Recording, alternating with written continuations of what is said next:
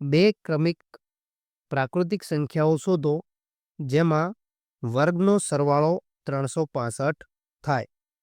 તો આપણે હંમેશા ધ્યાન એ રાખવાનું છે કે આપણી નજર પહેલા તો 4 ઓપ્શન ઉપર હોય અને બીજી વાતનું ધ્યાન એ રાખવાનું હોય છે કે કોઈ પણ દાખલામાં આપણે માત્ર ને માત્ર 3 ઓપ્શન ચેક કરવાના હોય છે. જો 3 માંથી એક પણ સાચો જવાબ મળી જાય તો તે આપણે ટીક કરી નાખો અને જો ના મળે તો છેલ્લો ઓપ્શન આપણે ટીક કરવો, કારણ કે જો 3 ખોટા હોય તો છેલ્લો તો સાચો જ હોય. તો અહીંયા આપણે કીધું છે બે ક્રમિક પ્રાકૃતિક સંખ્યાઓ. અહીંયા આ વાક્ય ઉપર આપણે ખાસ ધ્યાન દેવાનું છે કે ક્રમિક પ્રાકૃતિક સંખ્યાઓ. હવે આપણે ઓપ્શનમાં જોઈએ તો 13 અને 14 એ ક્રમિક પ્રાકૃતિક સંખ્યા છે, જ્યારે 14 અને 15 પણ ક્રમિક પ્રાકૃતિક સંખ્યા છે.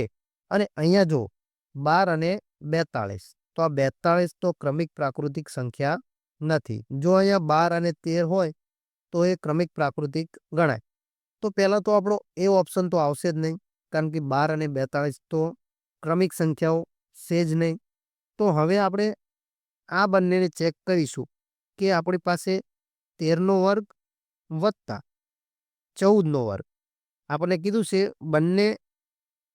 બંને વર્ગની સંખ્યાનો સરવાળો, અને અહીંયા આપણે જોઈશું કે 14 નો વર્ગ વત્તા 15 નો વર્ગ. તો આપણે 13 નો વર્ગ થાય છે 169 અને 14 નો વર્ગ થશે 196. એવી જ રીતે 14 નો વર્ગ 196 અને 225.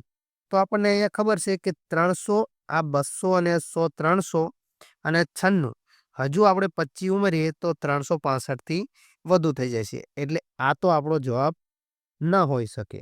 તો અહીંયા આપણે જોઈશું 9 ને 6 15, અહીંયા 1, 9 ને 10 ને 6 16 અને અહીંયા 3. તો આપણને ફાઇનલી મળી જાય છે બે ક્રમિક સંખ્યા 13 અને 14 એ બંનેના વર્ગનો સરવાળો આપણને 365 મળી જાય છે. જો આપણે અહીંયા સી આપણો જવાબ નહીં, અને જો અત્યારે તો આપણો જવાબ છે બી, પણ જો આપણે બીને ચેક કરતા પણ જવાબ ના મળ્યો હોત તો આપણે સીધો ડી ચેક કરવા રહેવાનું નહીં અને ડીને ટીક કરી નાખવાનો. તો આપણો જવાબ થશે બી, 13 અને 14.